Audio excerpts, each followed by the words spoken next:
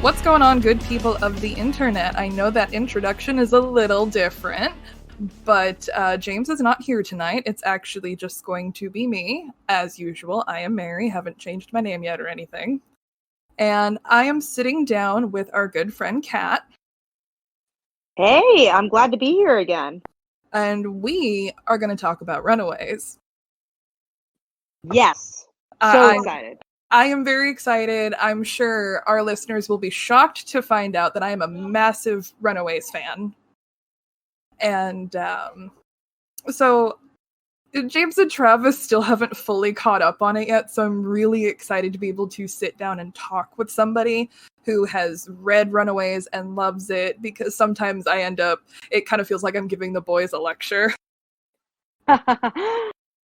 Well, hopefully they catch up soon. I mean, I feel like there's some good jumping on points with even the newer run. Oh, absolutely. But before we dive into that, you can find this podcast on iTunes, Amazon, Spotify, Stitcher, all these different places. Anywhere that you listen to podcasts, we're there except SoundCloud, because James has a hate boner for SoundCloud. So he shits on SoundCloud every episode, so I told James I would do that for him.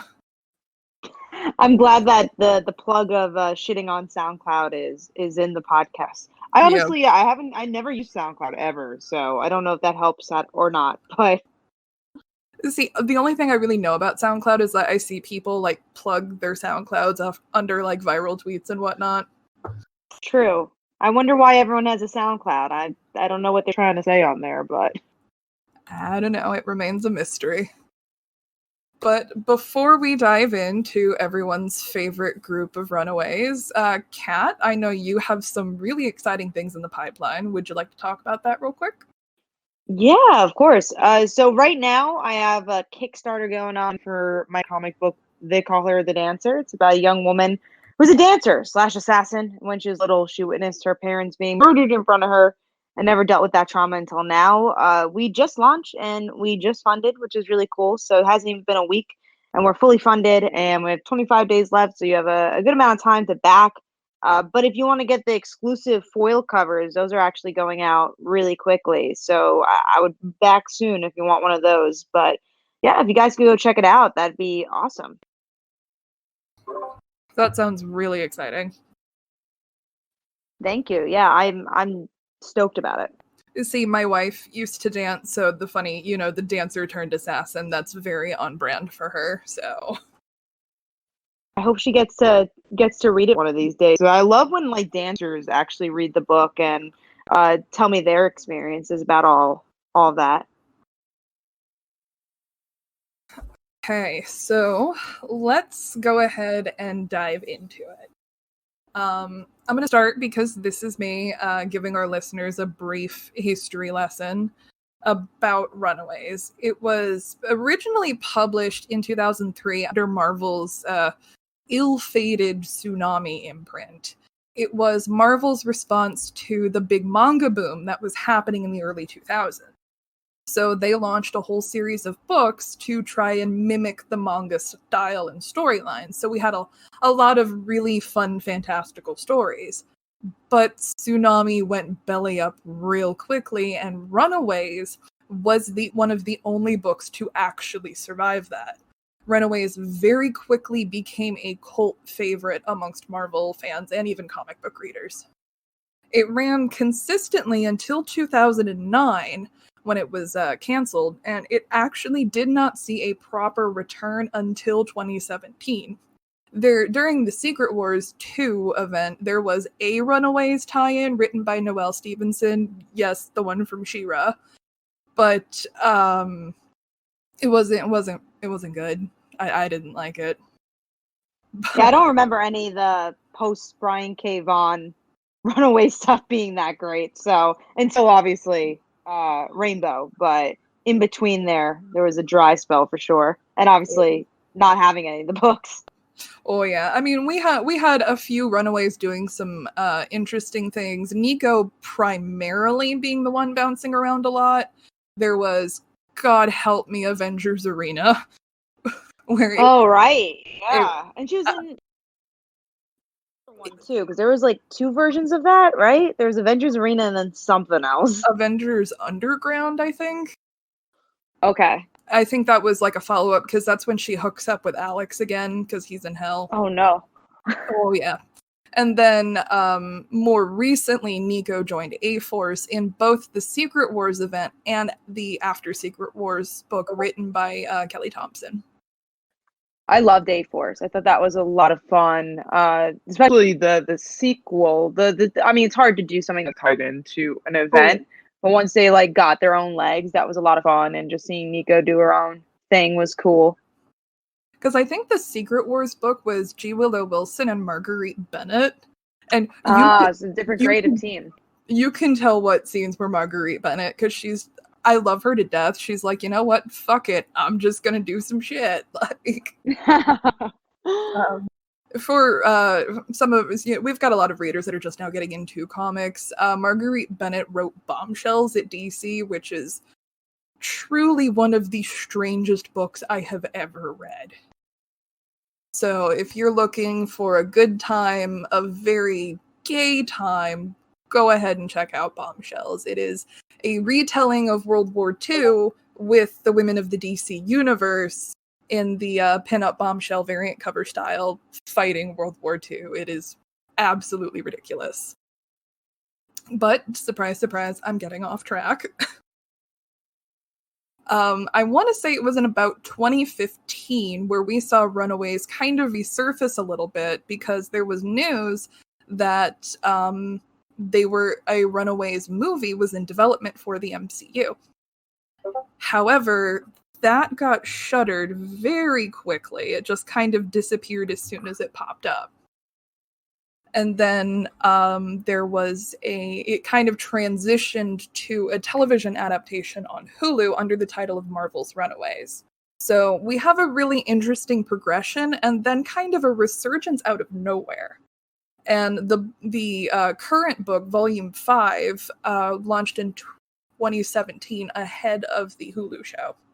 And like the Runaways typically do, the individual sales for the single issues for this current run of Runaways, wow, that's a tongue twister.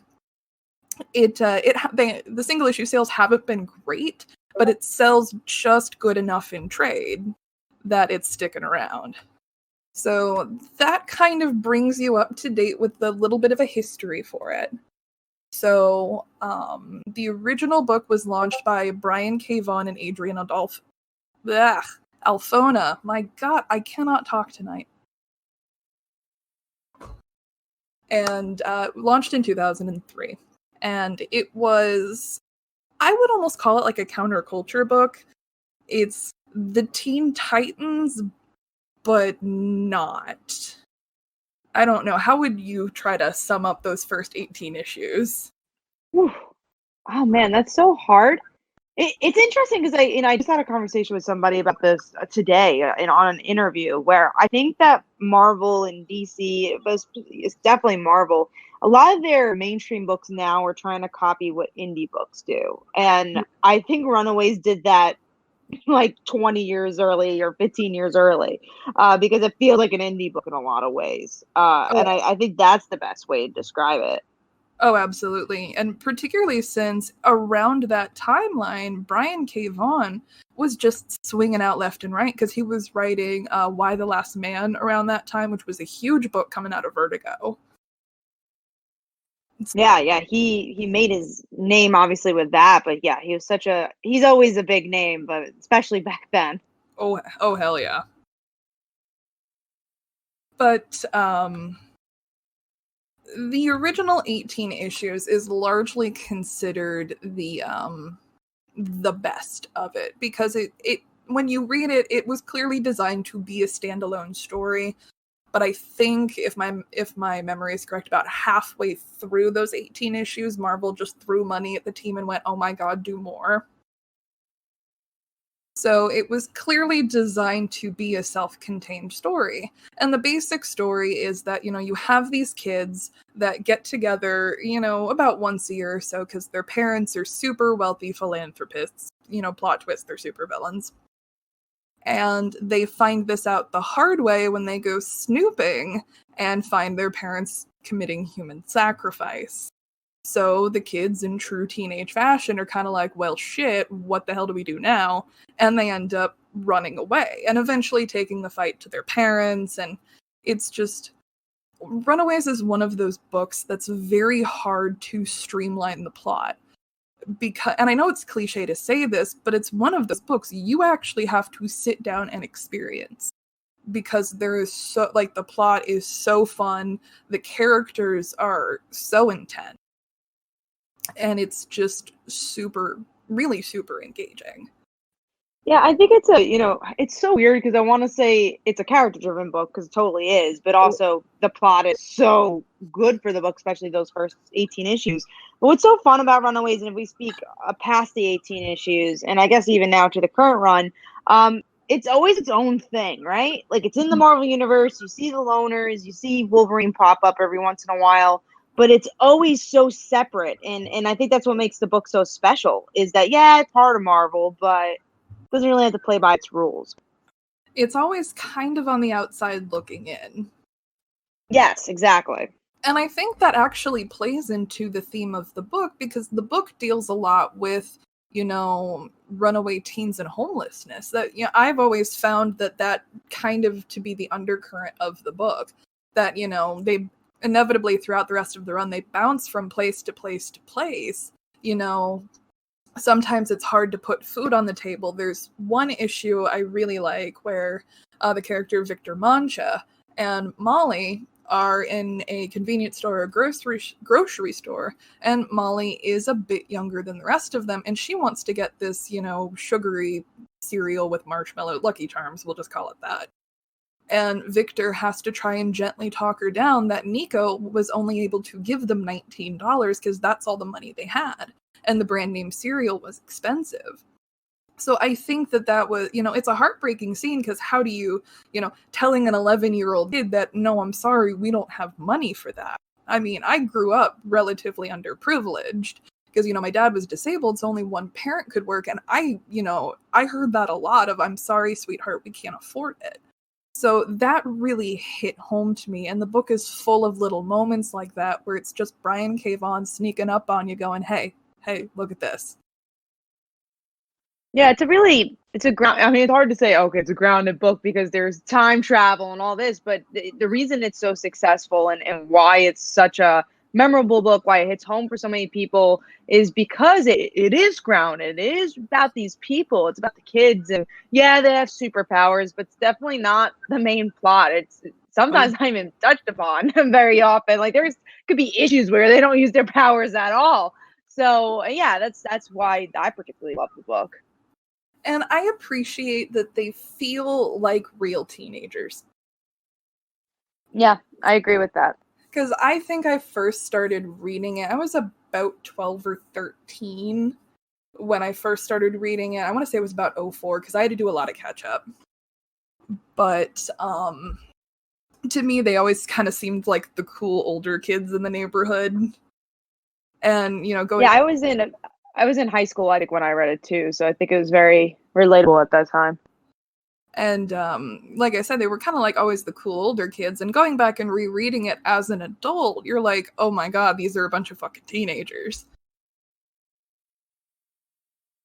But yeah, they definitely feel like it. And now I guess they're 18 or so, and that's kind of cool. That I don't want to say they grew up with the audience, because they didn't, but at least it's maybe some more relatable stuff that's going on.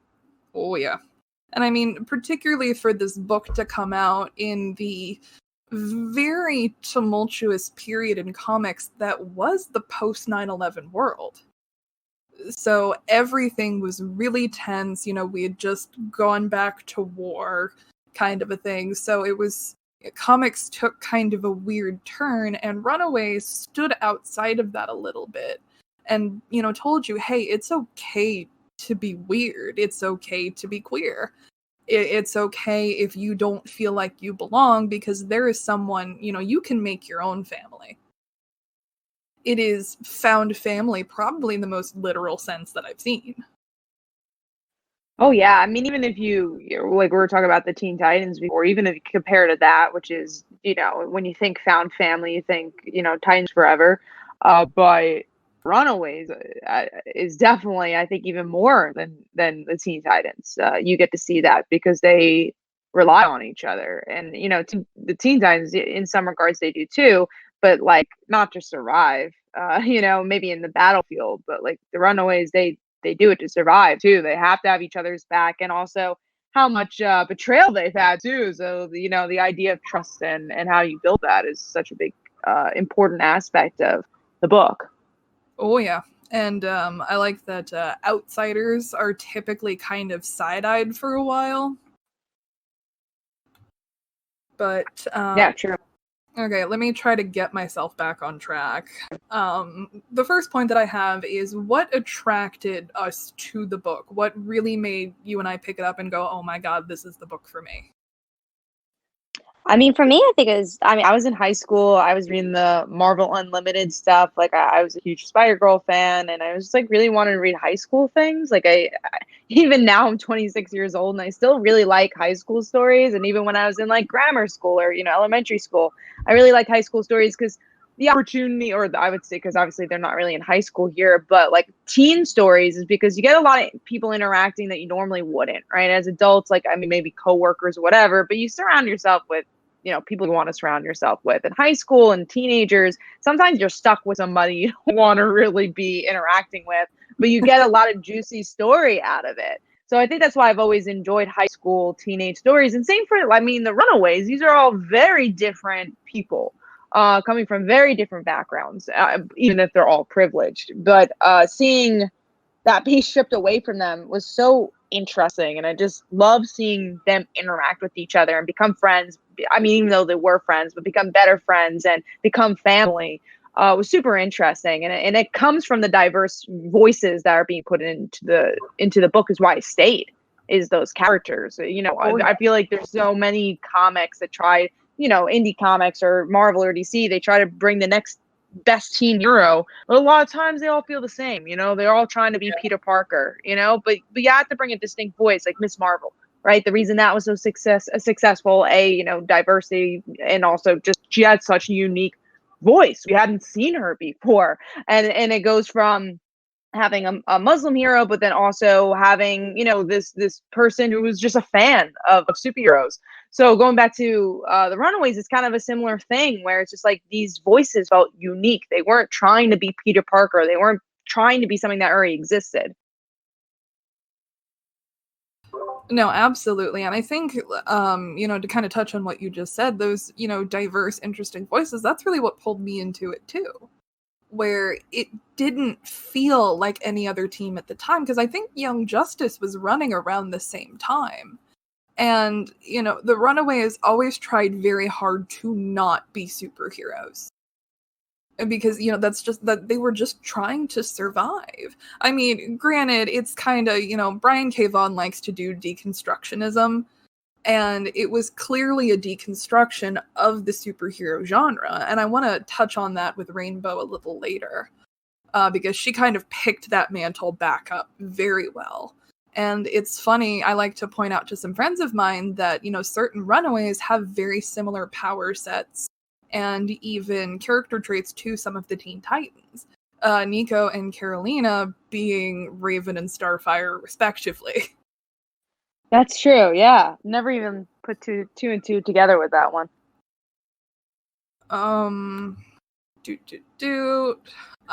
Okay, so there are a handful of characters. There's Chase Stein, who's the oldest of the group, and he's a tech genius.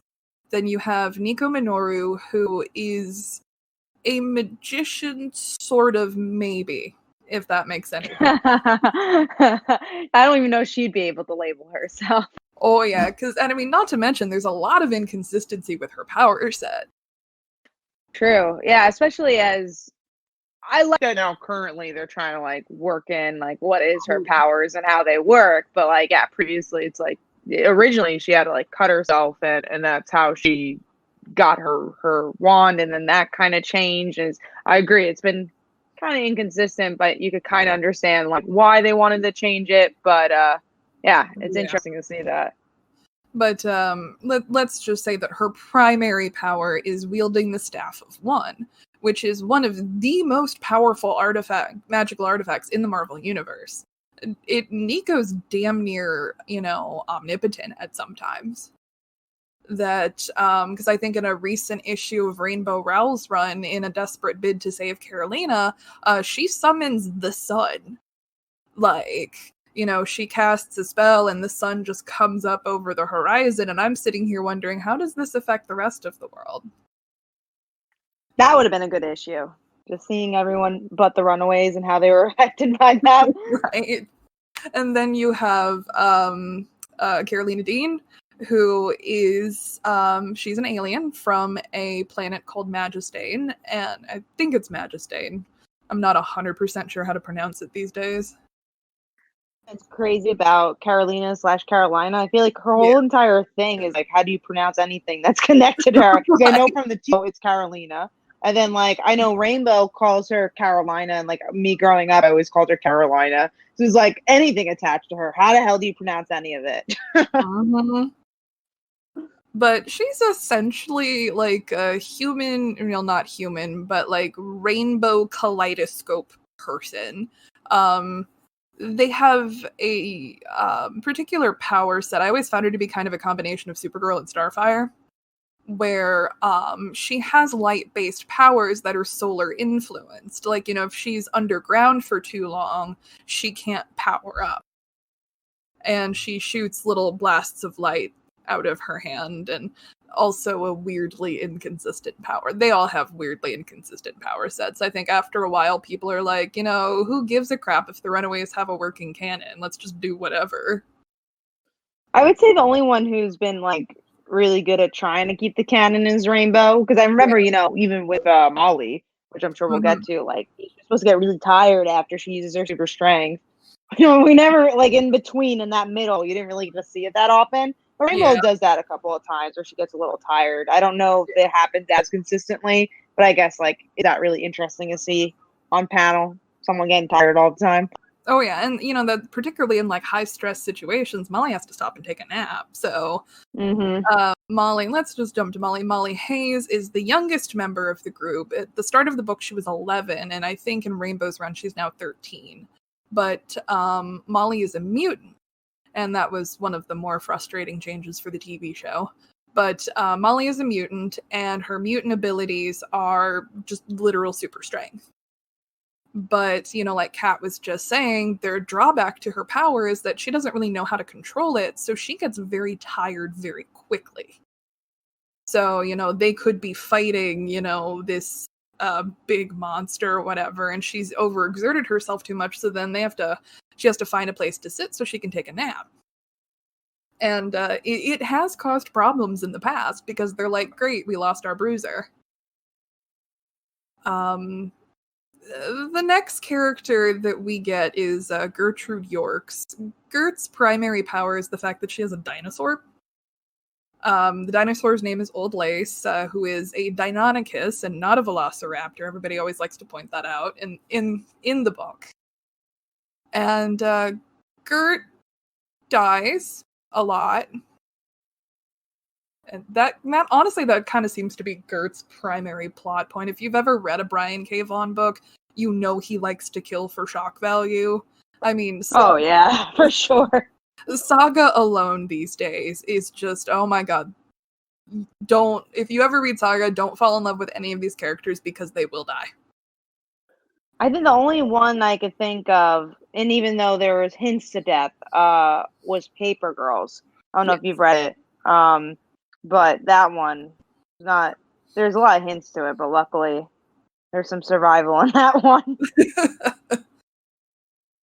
So Gert ends up being kind of the emotional focus of the book for a long time, because even after she spoiler alert, I suppose, even after she does die, a lot of the emotions, even in the years after that, really hinge on Gert's loss, because they lost a member of their family.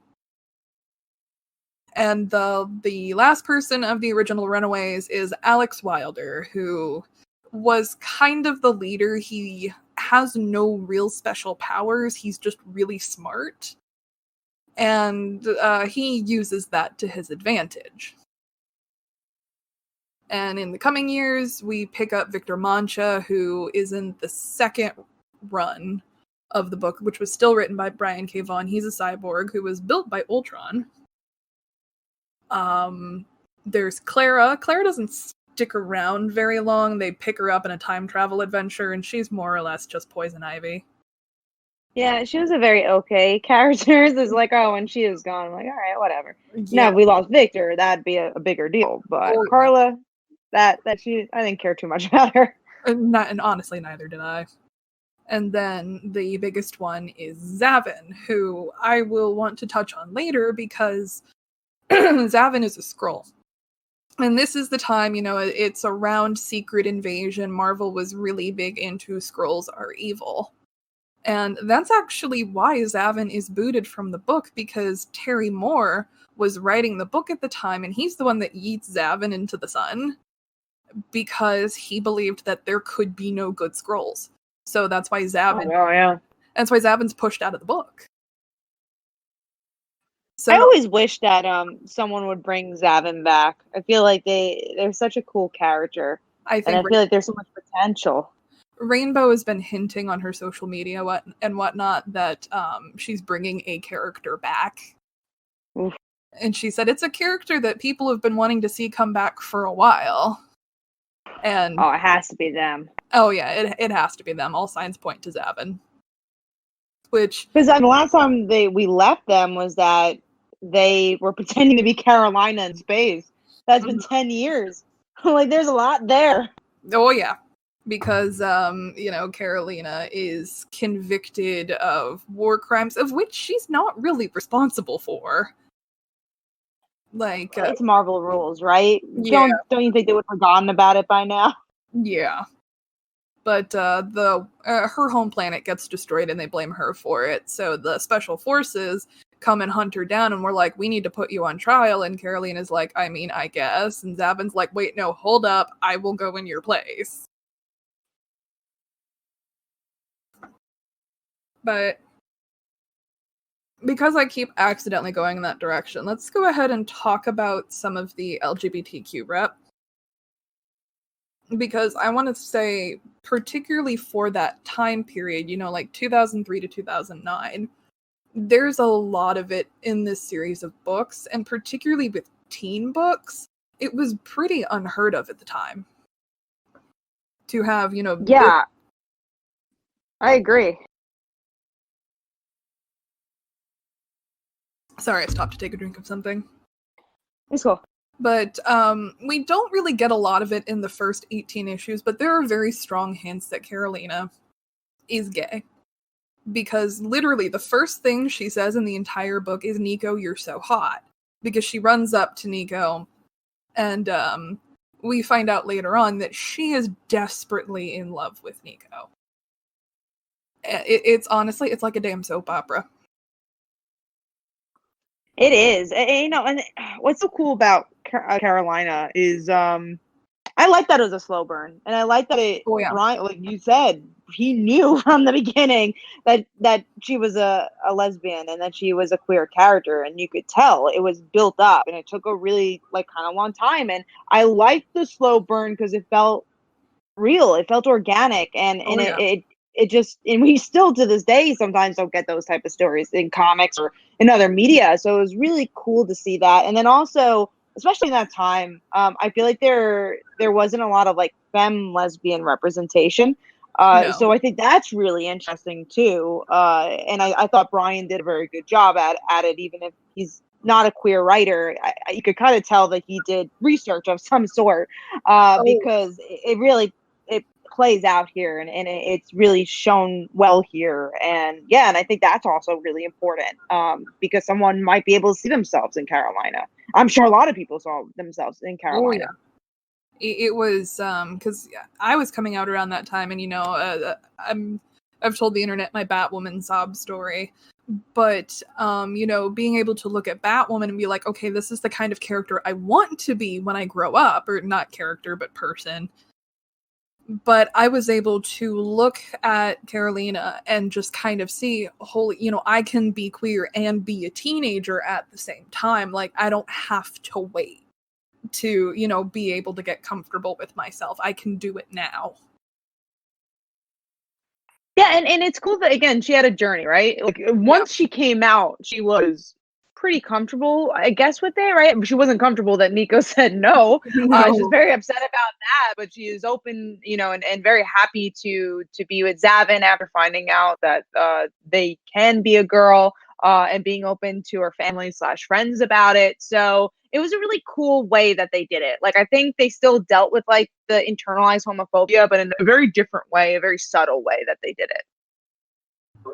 Oh no, I agree. I think Brian K. Vaughan is it's very reminiscent of Greg Rucka in the sense that they write queer women so beautifully, I would be convinced they were queer women themselves. Yeah, 100. I 100% agree. I think there's so few male writers and straight writers that can do that. But Brian K. Yeah. Vaughan is on top of my list, because if you Oh, hell read, I mean, Why the Last Man's a big example, but then also Paper Girls, I think, has done a really beautiful job at like uh, not even teens, it was preteen characters yeah. Oh figuring yeah. out their sexuality. And honestly, like every Brian, which I very much appreciate, and I hope he continues to do, every Brian K. Vaughan book has a queer female character, and I think that's awesome. And I hope he continues to do that. Oh no, same. It just seems to get better as time goes on. But, so we have Carolina's kind of coming out story arc. Well, not necessarily a coming out story arc, but I get intense secondhand embarrassment from what can be considered her coming out scene. Because, Oh yeah. as I said before, Carolina, she is desperately in love with Nico. Like, gross teenage, super deep in love with her. And, Carolina misreads the situation when they're alone and tries to kiss her. And Nico freaks the hell out. She's just kind of like, what are you doing? Because Nico had made an offhanded comment issues before that she was just going to give up on boys entirely. And Carolina's like, oh, okay, I'm going to write this down and save it for later. And she clearly read too much into that comment. And I And felt like, especially at that time, that moment felt very real, because I mean, this was like 2000 whatever. Maybe like she just didn't know how to react. She just yeah. like she didn't have any weird people in her life, so she's like, oh no, you know. So I really like that. And then also, like you were saying, like Carolina kind of picking up on cues, I thought was very interesting. It's just really organically written, that scene, even if the results wasn't happy for everybody. It was a real scene. I completely agree, because I feel like, in romantic pursuits, a lot of us have pulled some dumb shit like that where we just misread the entire situation. God help me, I know I have. Yeah, And, oh yeah, for sure. and I think that's why I get such deep secondhand embarrassment, because, like, yes, it's a comic book, but like you're watching it play out in slow motion. And then also, I mean, even coming from like a queer perspective, I feel like it also just felt very queer, because it's just like Carolina in that regard maybe couldn't ask like, oh, well, do you like girls? Maybe she, in that point, she didn't feel like she could ask that question. Then you're like, oh, well, if she, and which we'll get into later, if she does like girls, you're outing the person. They're not ready to be out, especially as like a teenager and in that time period. So I thought that was really interesting. Like, how does she make her move? And then obviously she did it in an awkward way, but she made her move. And, to heighten the teen drama, as soon as Nico very vehemently rejects her, kind of like, and she expresses almost immediate confusion. And Carolina's like, I thought, well, I thought you liked girls. And Nico's like, well, no, she asks if she's moving too fast. And Nico's like, yes, no, I don't know. And so Nico immediately expresses confusion at the situation. And I think, that's really the start of what would turn out to be a 13-year saga of Nico figuring herself out. That maybe it didn't click before. But, even outside of Runaways, there is substantial evidence to support Nico's now having come out as bisexual. I mean, she hasn't said it, I'm using air quotes here, but in comics, it's very clear when a character is. That, there's a lack of saying, well, I'm a lesbian, or I'm gay, or I'm bisexual. And I think, sidebar, I think that's something comics need to improve on. I'm not saying we have to force labels on characters, but it can be helpful for reading them for terms of representation. Well, yeah, because you also just don't want to, why does it have to be headcanon, even though it's not headcanon? But it's just like Kitty Pryde, right? Like Kitty Pryde, she kissed a girl, and we know it's canon that she's bisexual, but she still hasn't said the words at all. Yeah. And then they don't mention it at all after. So it's like, oh, that's kind of hard. The only character I could think from Marvel, I'm not going to talk about DC right now, but from Marvel is Julie Power, which I'm sure we'll talk about. Julie, she has a bisexual. I don't think it was like the perfect bisexual coming out story, but I do think she represents bisexuality well in the regard that she's talked about it. She's open about it, and she's a bisexual character because she has talked about it. But yeah, I agree. You don't have to say the words, but at the same time, it's also important to say the words. So it's kind of a shame.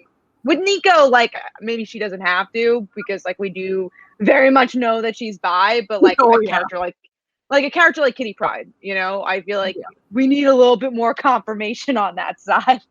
Especially, Kitty Pryde, looking at that Kitty Pryde example, and even lumping Nico in with it a bit herself, that there's a lot of fan service there. Yeah. Because as soon as Nico rejects Carolina, boom, Zavin crash lands out of nowhere.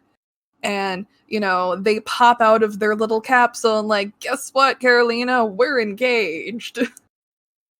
And it's truly coconuts. The whole situation is just truly coconuts. That's where you find out that Carolina's parents pulled some shenanigans where they promised Carolina to, I think Zavin is, I'm using the loose term here, a prince. Aren't they? I think so. I think they're royalty, and then they reveal themselves biologically as a man when we first see them. I think they were royalty in some regard. But Carolina's parents pulled some shenanigans and promised Carolina to Zavin's parents, and it was going to be this big, because the Magistinians and the Skrulls were at war, yada yada, Skrulls being troublesome. And Zavin's kind of like, okay, pack your bags, we're ready to go. And she's like, oh, hold the fuck up, I'm not attracted to men. Because, Zavin had crash landed and presented as a man. And Zavin's like, oh, okay, hold up, hang on. And then, shifts into a female form. And Carolina is suddenly very okay with the situation. And she's like, Nico broke my heart, I'm gonna leave. and I kind of like that immediate panic response, because had a few days passed between the refusal from Nico and Zavin crash landing, I don't know if Nico would have left with them. If Carolina would have left with Zavin. And I don't think it was. I think it was just because of it really was back to back, and it all made sense because it was this escapism. She, Carolina had just come out, and it didn't go well, at least in the point of view for her and Nico. She was like, "Yeah, I'm gonna escape. I'm just gonna, go somewhere else." And Zavin's just kind of like, okay, look, shifting gender presentation is just kind of like changing hair color for Skrulls, so it's not a super huge deal for me. Plot twist, it starts to become a problem later on. Which was such an interesting story. And absolutely. Again, would love to see that continue to be tackled if Zavin does come back. And it was still worked on a lot when Brian K. Vaughan was still on the book, and then after he left, God help me, Joss Whedon took over the book, and that just, it's not terribly written, but it's very awkward. In, like, if you go back, this is somewhat boring. Yeah. It also has a lot of Joss Whedon's textbook sexualization, and it's even more uncomfortable because at the time they're underage girls. We see Nico kind of, I guess the scientific term would be a hoe bag, where she starts to express her issues with her sexuality by hooking up with a lot of different people, and that is a problem throughout with Nico, is that she can be sort of promiscuous. And have you read the recent issue of Runaways? The most recent one? Yeah. Pixie needs to back off. Yeah, did you see that last panel? Yep, that I'm just kind of like, Nico, I have not, threatened to hit you with a stick in a while, and I will go get one and hit you with it if you pull some shit. Yeah, I'm a little nervous, but I trust Rainbow. But man, that was a panel. I mean, and Rainbow has said on her social media and whatnot that she's not gonna break them up. That, she says they have a very strong relationship, etc., etc. And up until this point, she's written it so well that I'm hoping she's just leaning into a bit of teen drama, because after the whole Doc Justice thing, everyone's a little scattered to the wind, and Carolina almost died. She's going through a lot right now, for sure. And also, like, what's interesting in the story, and we'll go back to our other topic, but like, I think it's interesting that it goes back to, like, we were just talking about her going to space and kind of figuring out her heritage. She still doesn't know her heritage, right? She's still like that all. She's like, I don't even know what organs are like in my body. I don't know why I'm sick. I could go to a hospital. Like, who am I?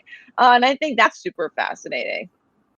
And I like that her just genuine identity crisis with not knowing, just what exactly she is, it kind of took the place of a sexuality crisis, because she's very comfortable with it almost immediately.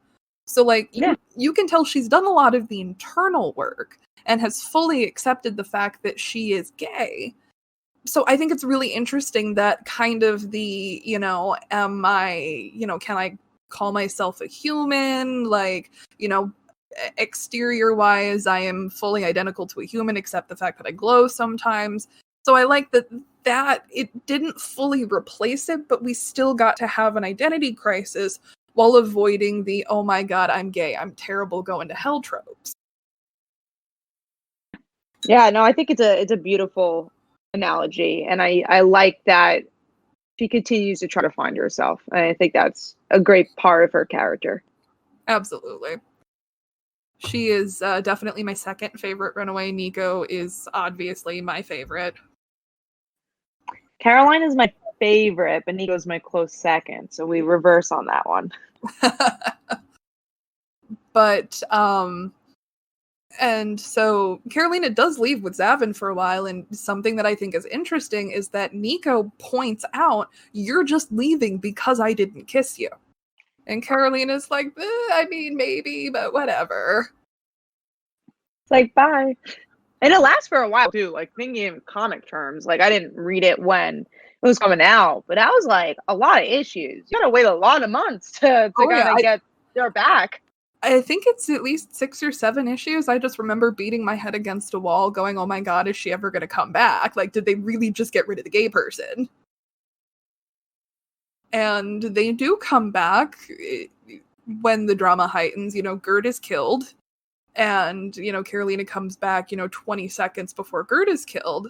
And she kind of pops up and she's like, hey, Nico, what's up? And Nico's like, oh my god, you're still alive. Like, I have I kept your bracelet that keeps your powers from going wonky.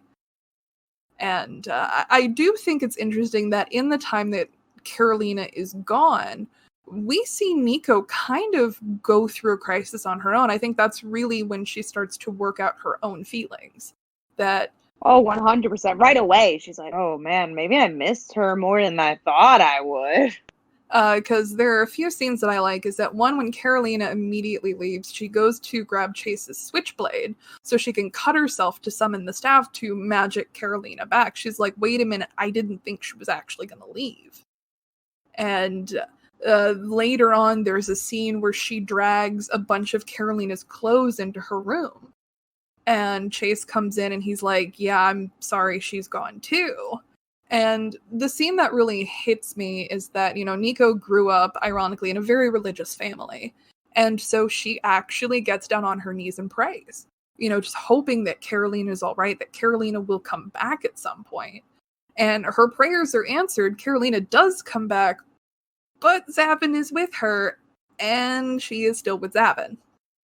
And we see it's never the right moment for her, right? And I think that's also something that Rainbow picks up on right away. It's just like anytime they want to be together, it just it never the right time.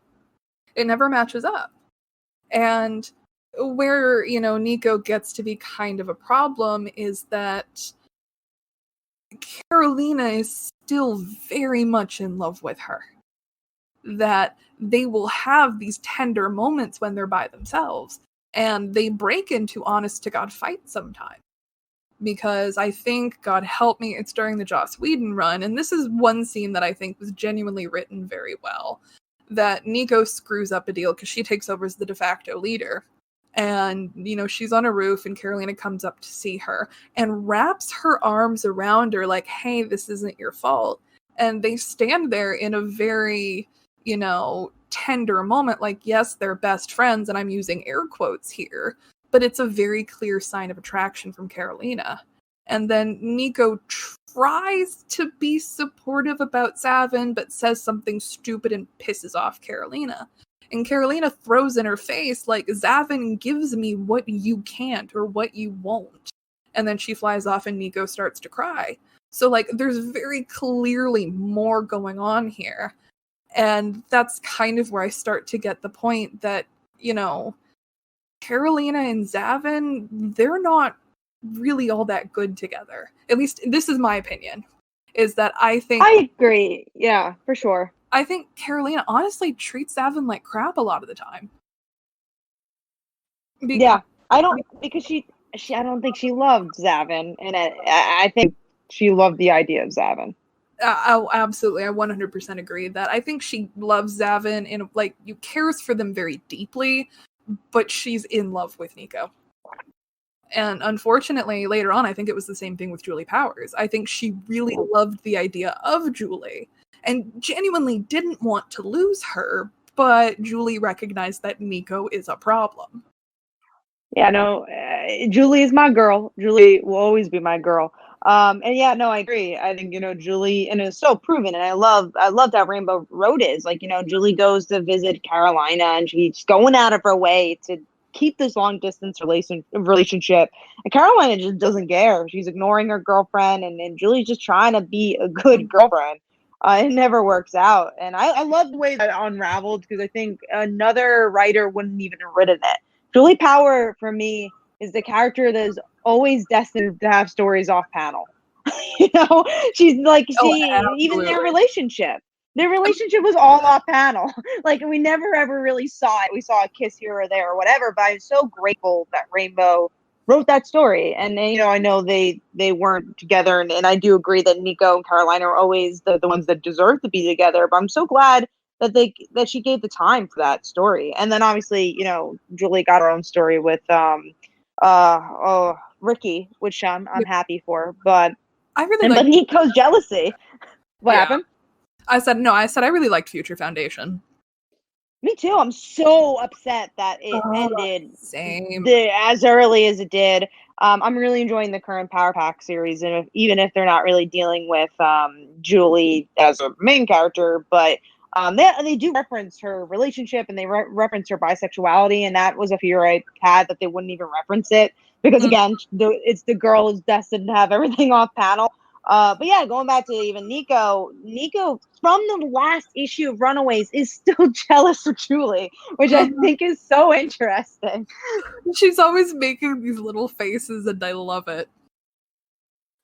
It's so interesting. I would like to. What I thought would have been a really interesting future Foundation story, and I wish they could have done it. Was like it because they're traveling space.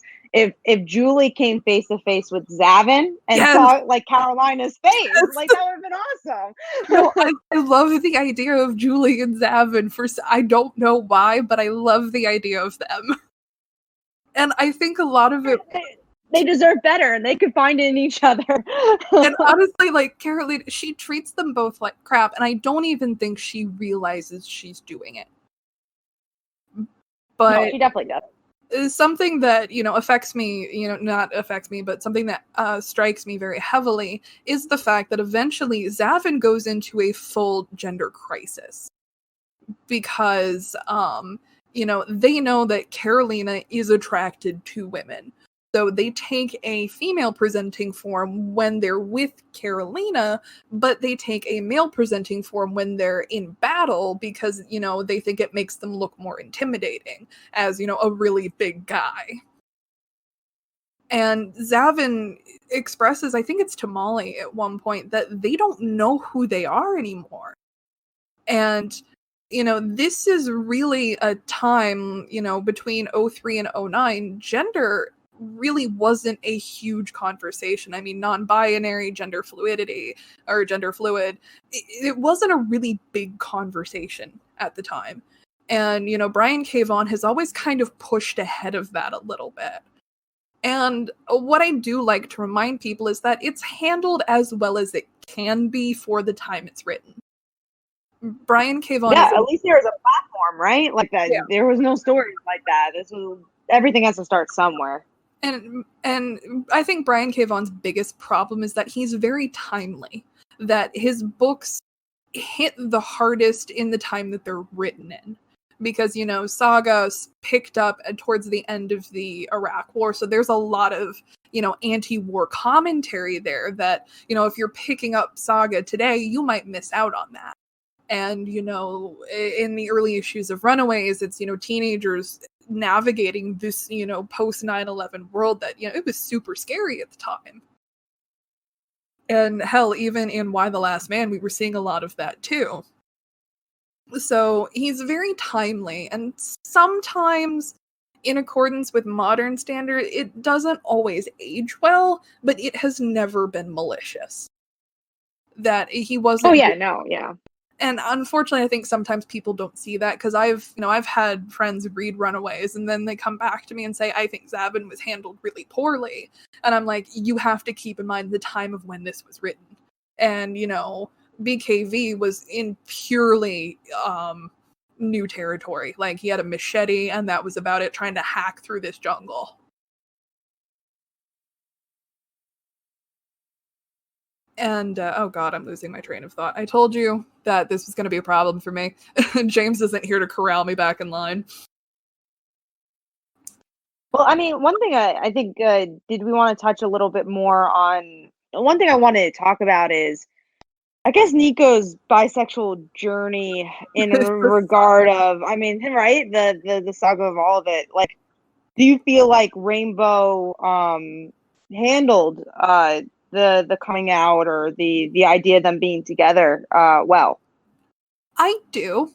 I think she did handle it very well because there's, in the first 6 issues, I think it's either 3 or 4, that Carolina goes to see Nico because, it's in issue 3 where they go to try and track down Carolina because they're trying to get everybody back together.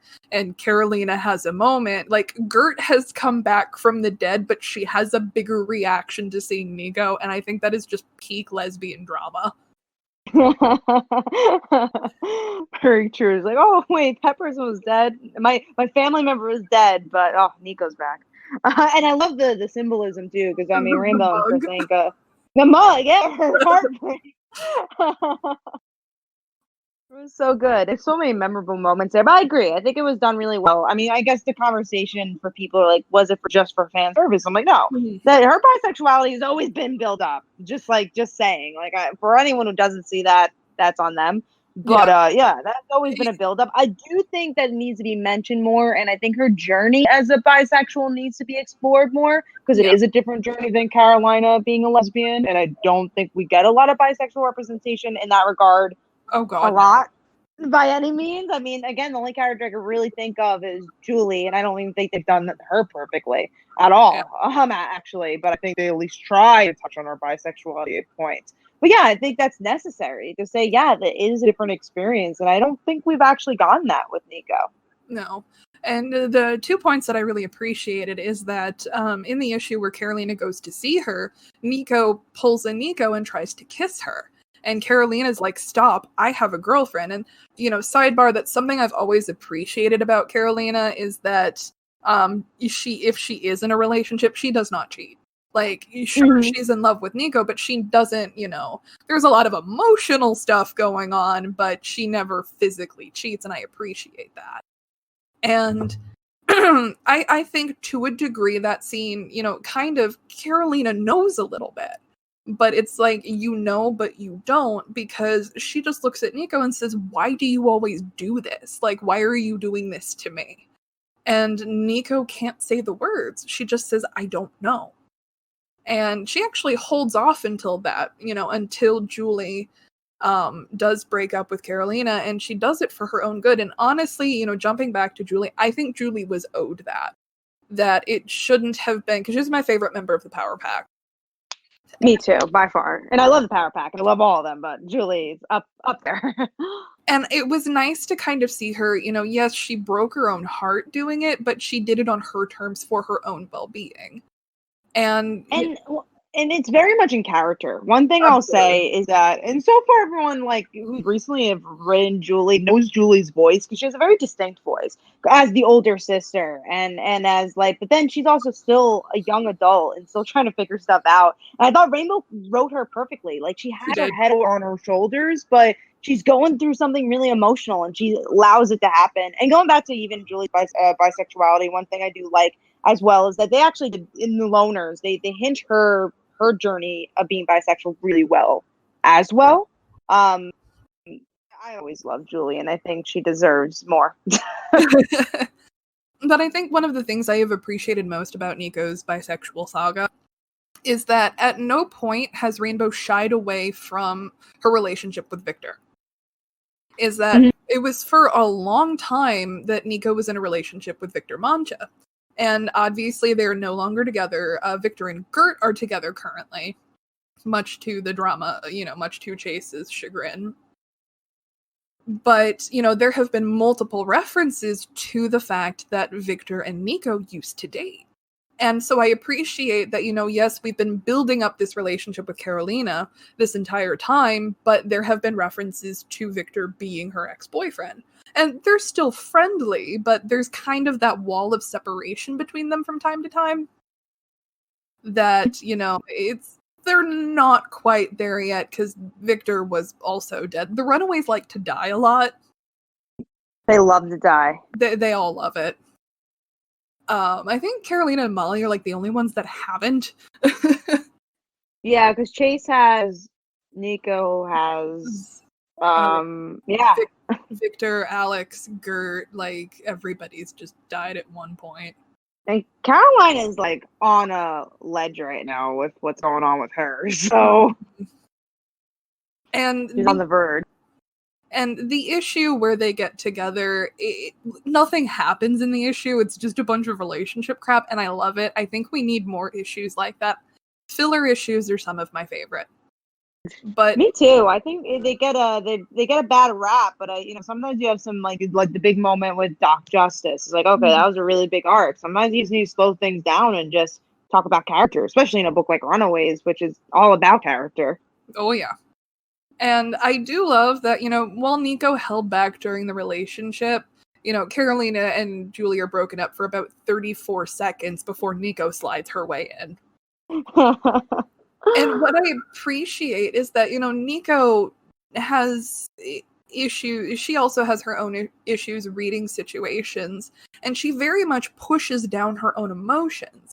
And in that issue, she has this big speech where she tells Carolina, look, I was afraid before, and if you will give me a second chance, I want to be with you.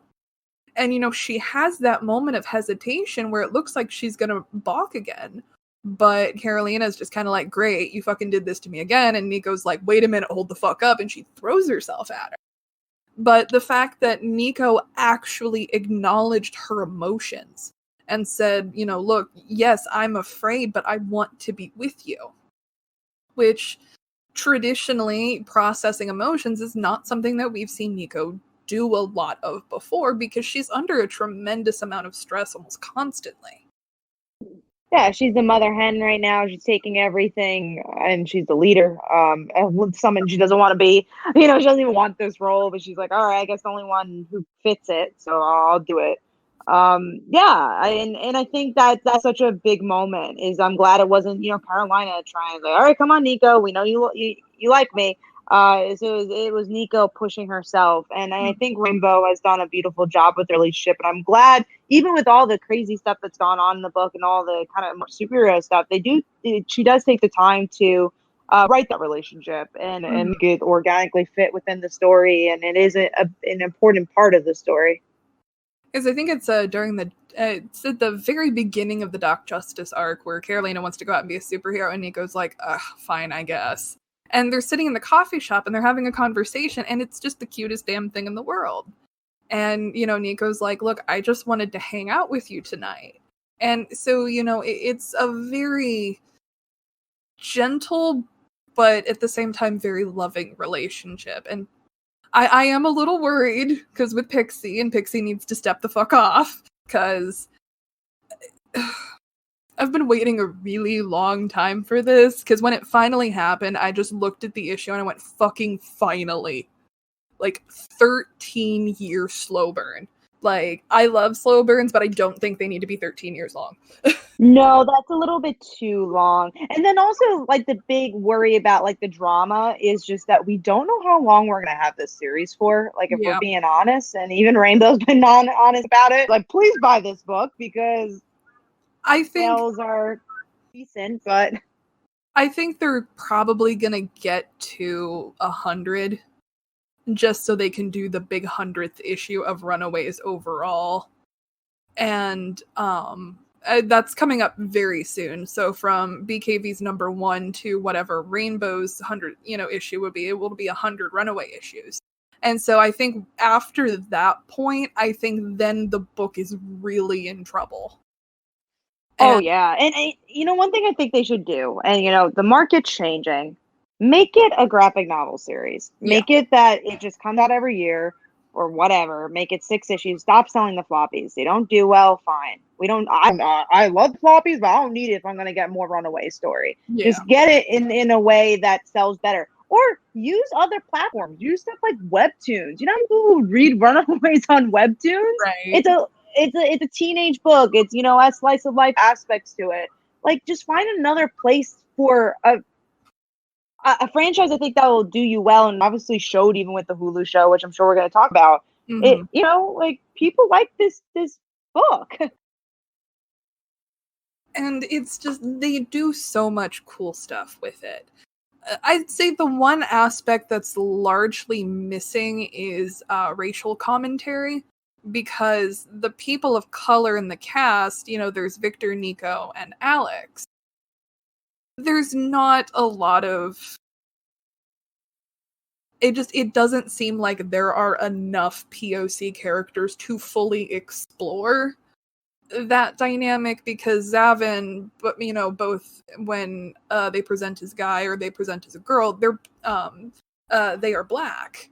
So I think that added an interesting dynamic, but it also sets a really awkward precedent for their black characters, that one of them is an evil genius and the other one gets yeeted into space. I think a big thing also is that I had a lot of white people Yeah. write for the comic, and I mean, I still want Rainbow to write this comic. I think she does a great job, but why not do like a little side story with, Nico or whatever? Give Nico a mini series. Let's explore these characters in a different way and have a person of color write them. Mm-hmm. And I think, and something I've noticed kind of like with comics across the board is that, Asian stories don't get explored very deeply a lot. And, a lot of like sometimes they do, but it tends to be really surface level. And particularly with a character like Nico, and now that the staff of One runs so deeply in her family, I would really kind of like to see that history explored. We got I think that's a miniseries. That's a comic Yeah. right there, and I feel like people would buy a Nico comic. Yeah. Oh, absolutely. She's a huge fan favorite. Especially especially people promise that Carolina's gonna be in it and it'll be like a romance book as well. That Oh thing yeah. will sell off the charts.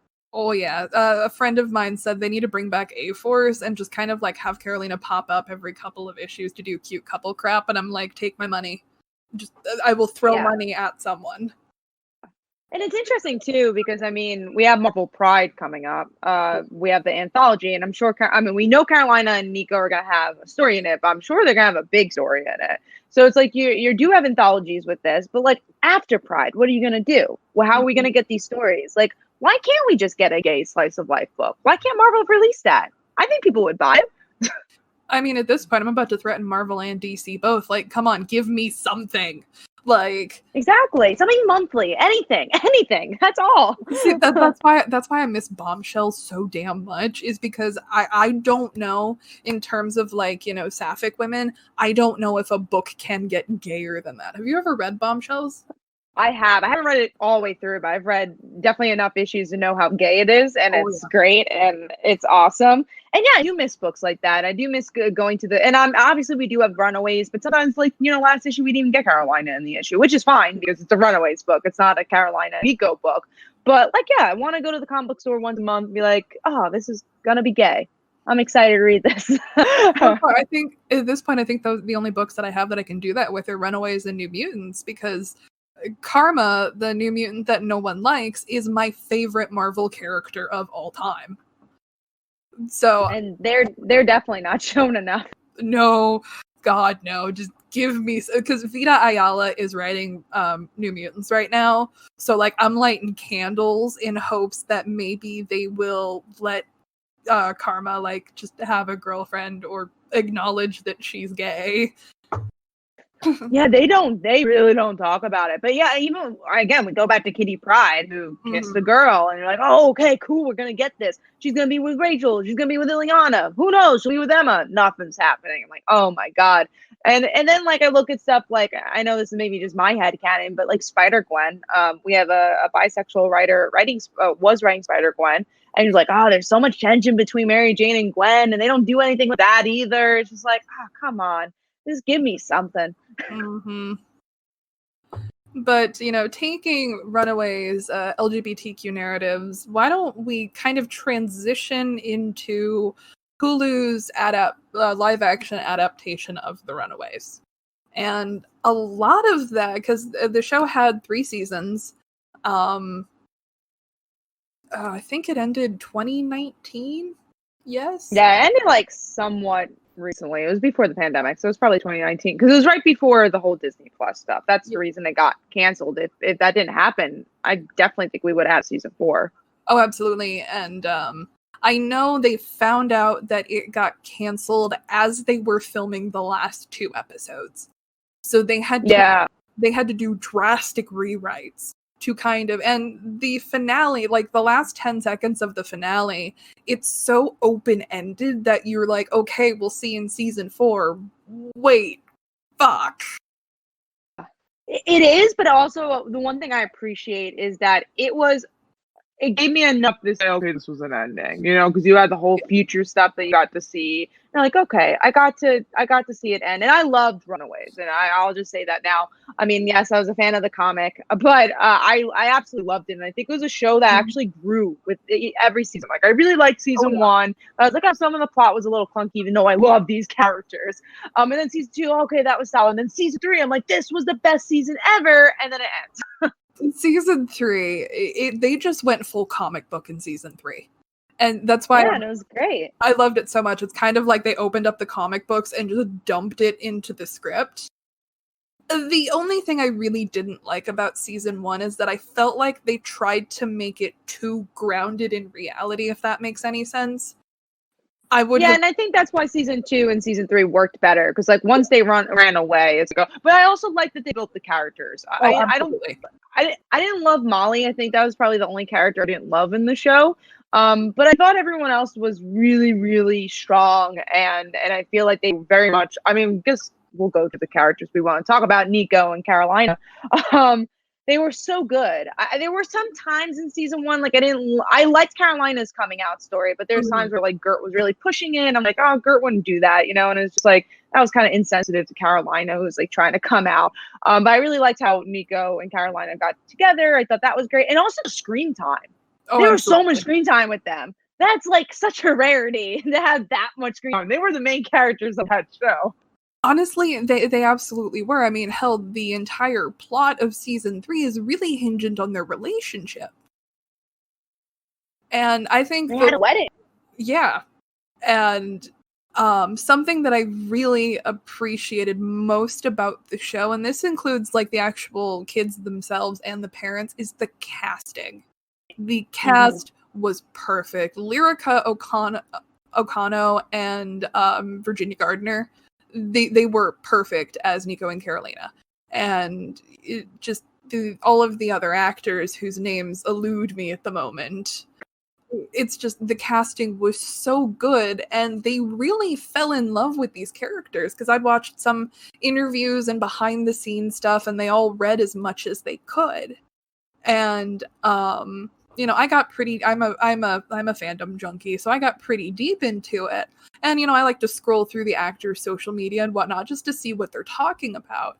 And, you know, they would make references on their personal accounts to the most recent Rainbow Rowell issue that had come out. There are actually nods to Rainbow Rowell's run in the show.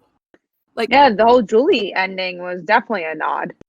And there's a scene in season 3 when they're off in the magical land, and Nico's aunts are there, and it was Judith and Tokiko. And those are both the names of because there's Grandma Judy in the comic book. Nico's made a few references to her, and then Tokiko is the ancestor who formed the Staff of One. So those are just little tiny mentions to that in the show. And you know, those are elements that Rainbow herself created. So it's really fun to see them work in as much as they can. And I think it's such a shame that I think because we have Miss Marvel, I do think that's probably the reason why they're like, okay, we have a teen show that's going to be diverse as well. If they utilize Miss Marvel's supporting cast, as I hope they do, because I am also a huge Zoe fan. So have you read Miss Marvel? I have read a lot of Wilson stuff, but I haven't read, what is it, Magnificent Miss Marvel? I haven't read that.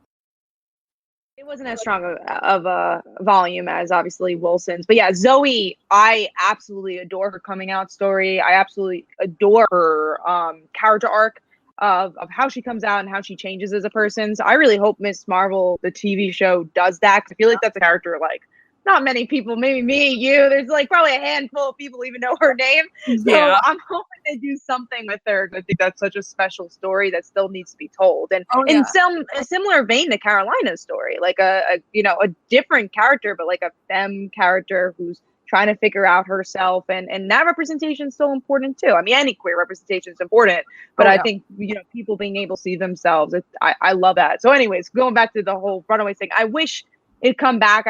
Maybe there'll be a reference here and there, just because the Young Avengers are coming for sure. So like, why not bring the Runaways? Like, well, you know, like, come on. And my God, the Hulu show, I just want to get this out. It's so fucking gay. Like, they just so gay. And the funny thing is that a lot of people during Rainbow Rowell's Runaways number 12 is when Nico and Carolina get together, because of course I know that off the top of my head.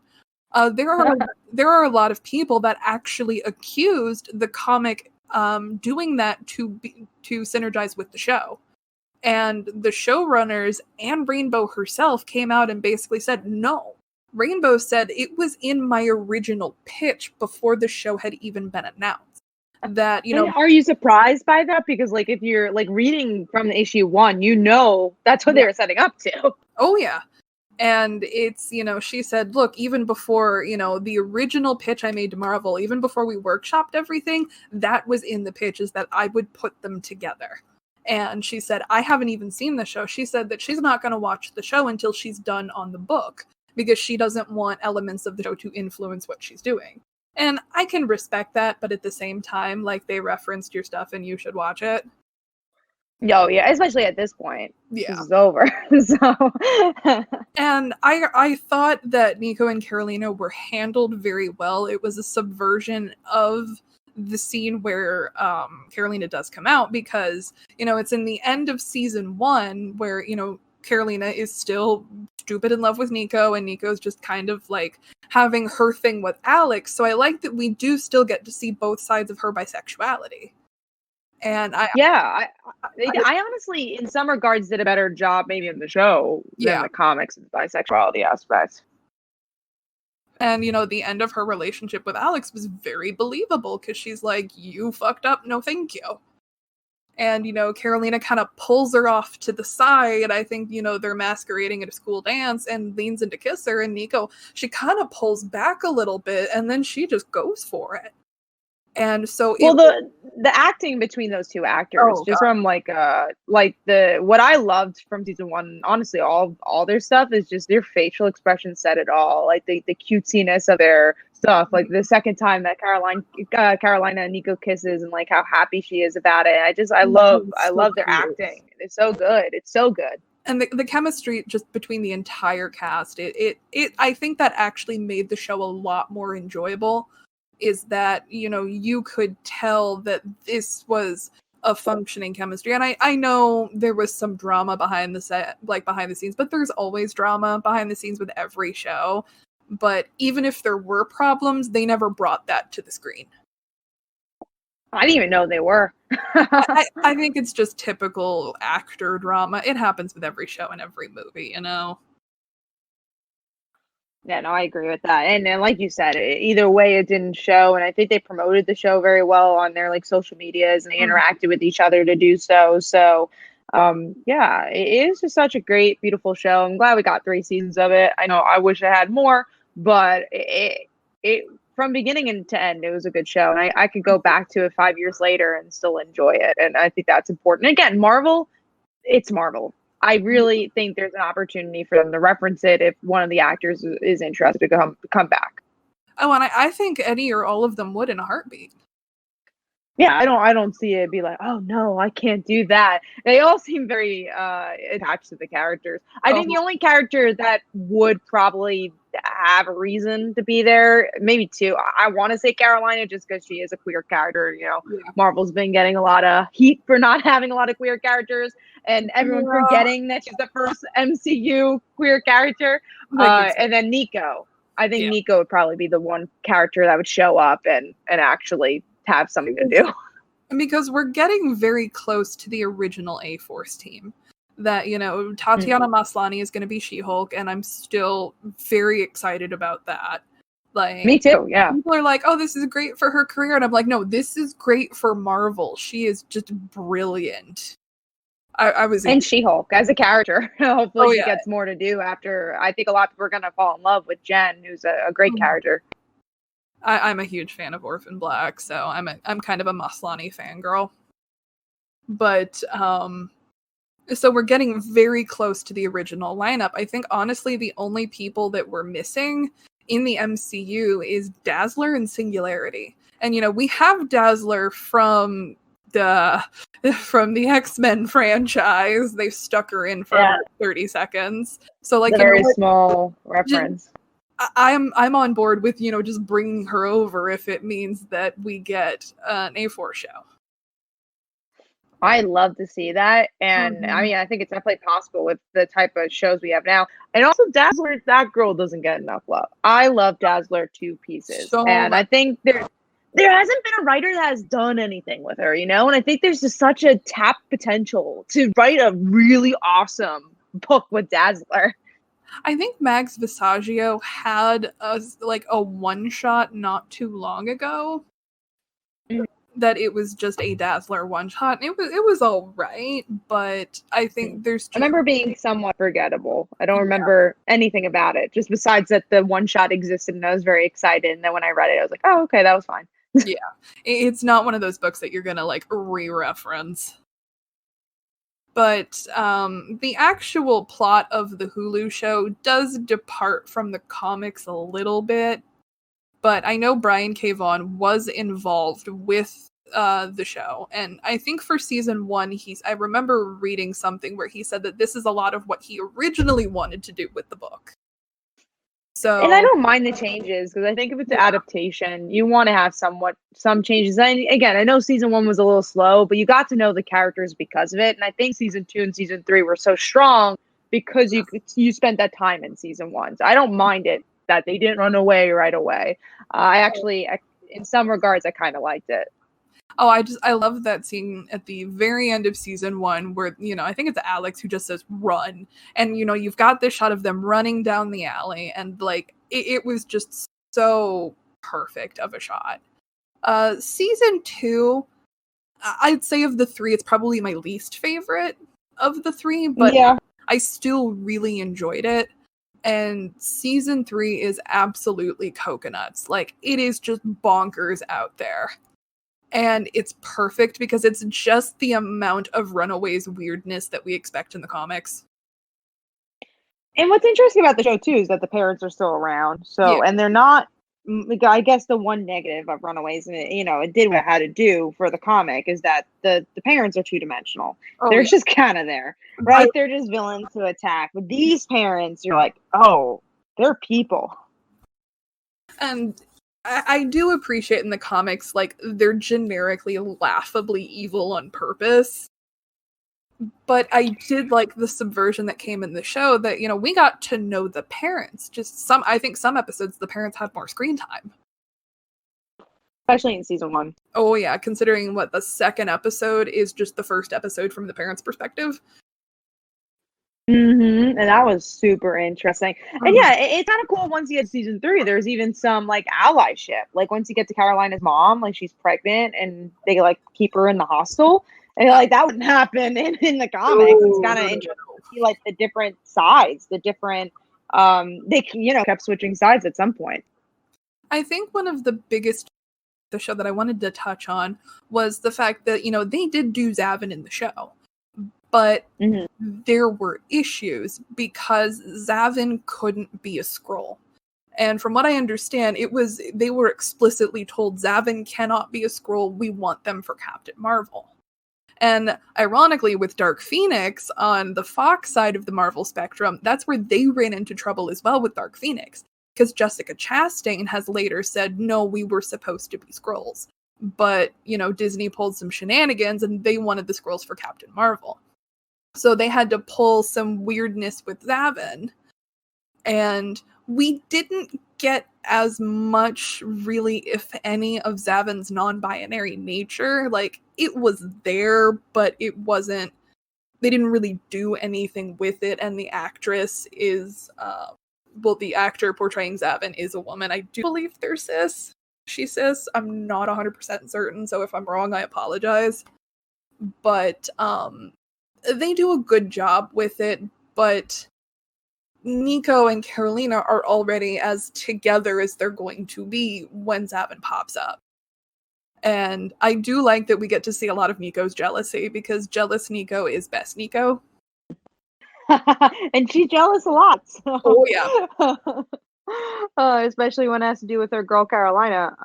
Yeah, I think Zavin was a solid arc. I think they did as much as they could, and I liked how they did the love story because it wasn't really a love story. And I honestly really thought they tied that together very well. I think that they handled Zavin's departure a hell of a lot better in the show than they did in the books. That they gave Zavin an actual not much of competition. Purpose. Yeah. But one kind of an honorable mention of season 3 is goddamn Elizabeth Hurley as Morgan Le Fay. I loved it so much. I'm a huge fan of Elizabeth Hurley, and you can tell she just had so much fun with it. And a lot. Yeah, she was such a cool villain. I keep forgetting how great season 3 was. But even when Cloak and Dagger came, and I don't even watch that show, and I'm like, oh, am I really going to care about this? I'm like, that's cool. But they do the obligatory crossover with Cloak and Dagger, which was running on ABC. I think it's Freeform now. Freeform, yeah. I was gonna say ABC Family too. I'm like, wait, it's called something else now. Yeah, but in the comics, there is a pretty lengthy arc where Cloak and Dagger cross over with the Runaways, and they do team up for a while. And when both shows were running, people are kind of like, okay, are we gonna get the crossover because it happened in the comics? And we have both shows here, and they made brief references to events happening in Runaways in Cloak and Dagger. I thought Cloak and Dagger was doing a lot of really cool stuff. But yeah, another shame. Again, I didn't get to watch all of it. It's another shame that it got canned because of all the Disney Plus stuff. Again, we're getting some awesome stuff on Disney Plus and whatever. But and there are, as we've seen with WandaVision, there's opportunities for crossover. But it's still a shame that these shows that were still good. Why can you go on Disney Plus? Why not? Right. But when they dropped the trailer for season 3 and Cloak and Dagger pop up in the trailer, I lost my goddamn mind. I'm like, yes, it's happening. I feel like I'm 16 again.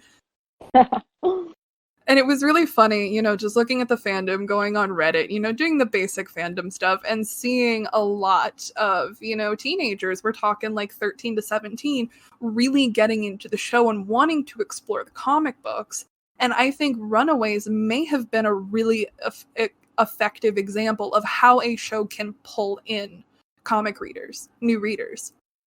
And, I worked in a comic book store for a long time, and I can tell you for certain that movies don't sell comics. They really don't. Be coming into the store after seeing, insert Marvel or DC film here, wanting to read a comic book, and I give it to them, and, they'll come back a week later going, I didn't like it, it wasn't what the movie was, so, like, I didn't know anything of what was happening. And it's a pretty well-documented problem because other comic shop workers and owners in the area would say the same thing. That, you would think when a new Marvel movie is coming out, you'd have people running into the store to buy comics. And honestly, I think the industry needs true. to do a better job at but that. I think version, because there's potential readers that I'm sure there's a gateway they'd be able to do it. But like you just said, the Runaways, and because Rainbow's story, her book is going on at the same time, hopefully that helped. And it was just because there were so many thematic elements that was carried over into that were carried over into the show that, it's the same tone. And I think that's a big problem with comic adaptations is that the tones are not the same. And another really good example I like to throw out is Doom Patrol. And I know that's, we're crossing over into DC, but I think Doom Patrol is another example of what happens when an adaptation keeps the same tone and theme from the actual comics. Because Doom Patrol, the show, and Doom Patrol, Grant Morrison's Doom Patrol especially, post-Morrison, they line up really well. And I want to see more of that. Yeah. Where, oh, go ahead. I was just going to say that it's interesting because a lot of times, like, outside perspective, like, people know I write comics and read comics, and they're like, like, do you love the movies? I'm like, they're fine. I'll watch them, but they're just action movies, they're not comics. And then I think the only time I've ever really seen, and maybe this is more a movie side, the only time I've ever really seen a comic on screen was Into the Spider-Verse, and that's because it was animated. And a lot, I sometimes get questions like, oh, what's your favorite superhero movie? I'm like, Into the Spider-Verse. Like, oh, why? It's like, because that's a comic. Oh, absolutely. And I love the way they played with it looking like a comic. It's such a good movie. Oh yeah, and you could, and it goes back to the comic book store thing. Like, you can actually recommend the comic, and they probably would like it because Spider-Gwen is exactly like Spider-Gwen. Miles Morales, you give the whole Prowler arc, you'll enjoy it. You'll give the Venom arc of Miles Morales. There's so much you can get from there. And I like to say that, Into the Spider-Verse is the only honest to God comic book movie because I think they played 100%. they played so much with the presentation and scene transitions that, you know, it's a comic book, but it's just animated. And I thought they did that so well. And they handled the multiverse idea probably better than Marvel and DC will. Like in their current movies. Because, you know, Flashpoint's going to bring in the DC multiverse to the movies. Granted, the CW's been doing it for a long time now. But, you know, DC is about to bring it in with Flash, and then I think with this other Spider-Man Doctor Strange movie, the MCU is going to start playing around with their multiverse. But I think Into the Spider-Verse just lays it out so clearly. So, and I'm excited for more in that regard. Yeah, I latch on to any threat. Once I get going, I get going.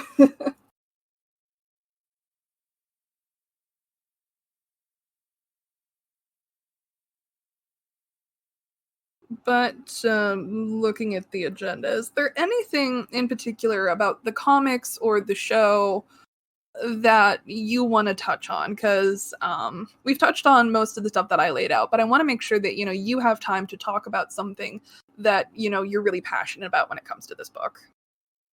I think we talked about the big stuff, the Hulu show. Honestly, the big thing for me was Carolina and Nico. Like, I think that's, you know, something that really drew me to the comic and continues to draw me to the comic. And I guess the one thing I'll just say is read Rainbow's Run. You know, it really is such a sequel to Brian K. Vaughan's book, and in some ways comparable to it. Like, I there's a lot of times nothing's ever better than the original. And I don't know if Rainbow's better than the original, but I think it's on par with the original, in my opinion. And you know, I agree. And in my opinion, sometimes some issues get real close to being just a shade better than an issue that BKV wrote, you know? Mm-hmm. Especially the filler issues, I'll say. I would say the thing is that Brian K. Vaughan was better at plot in some regards, like the bigger scope stuff. But Rainbow is better at the character stuff. Yes, absolutely. Character work is her bread and butter. But, you know, personally for me, I like that she's kind of bringing that deconstructionist element back to the Runaways, because, you know, BKV really liked to have fun with, you know, tearing down the teen superhero thing. And Rainbow's brought that back, particularly with the Doc Justice arc, because Doc Justice is Batman. Like, he's a super dickish form of Batman, even down to the multiple dead sidekicks. And I really appreciated kind of her playing with the, okay, you know, sure, you know, when we're dealing with Batman and Robin, we see, like, they want to be superheroes too, but let's look at the actual strain of teenagers being superheroes in service to this mysterious figure.